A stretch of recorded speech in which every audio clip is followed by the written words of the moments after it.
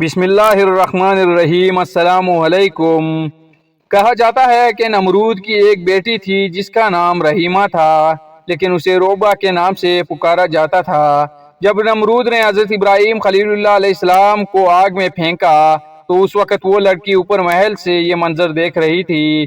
جب ابراہیم علیہ السلام کو آگ میں نماز ادا کرتے ہوئے دیکھا اور آپ کے ارد گرد بہت گلاب کے پودوں اور پانی اور درختوں کو دیکھا جن پر پرندے چہچہا رہے تھے، اور دل میں کہنے لگی کہ میرا باپ تو کچھ بھی نہیں ہے، قدرت، عزت اور بادشاہی تو اللہ رب العالمین کی ہے، جو ابراہیم کا رب ہے۔ میرا والد تو جھوٹا اور عاجز ہے، آدمی کو ہلاک کرنے پر بھی قادر نہیں۔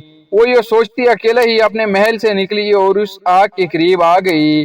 اس نے باہر سے حضرت ابراہیم علیہ السلام کو پکارا، اے ابراہیم علیہ السلام، کیا آپ کے علاوہ بھی کوئی آپ کے رب کی بارگاہ میں اجازت پا سکتا ہے؟ آپ نے فرمایا، ہاں، وہ شخص جس کا دل میرے رب کے لیے خالص ہو تو آگ میں اس کا حال بھی اس طرح ہوگا جس طرح میرا حال ہے۔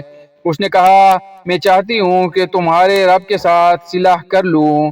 آپ نے فرمایا، پھر آگ میں داخل ہو جاؤ۔ اس نے آگ میں داخل ہونا چاہا تو ڈر گئی۔ آپ علیہ السلام نے فرمایا، ڈرو مت۔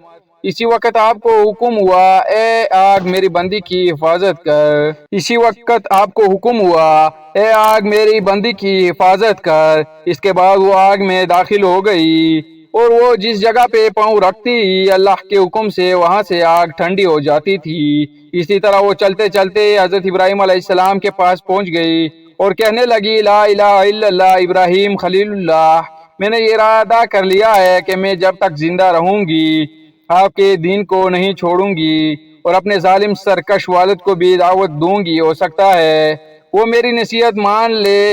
اور یہ کہہ کر وہ واپس آئی اور اپنے والد کے پاس چلی گئی۔ وہ اس وقت تخت پر بیٹھا ہوا تھا اور اس کے لشکری اس کے ارد گرد جمع تھے، کچھ کھڑے تھے اور کچھ بیٹھے تھے۔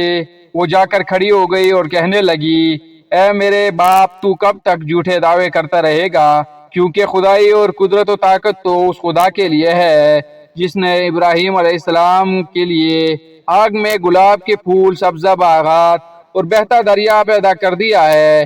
بادشاہی تو اس کی ہے، تیری کیا بادشاہی ہے؟ تو تو ایک آدمی کو گزند پہنچانے سے عاجز ہے اور اس پر قادر نہیں۔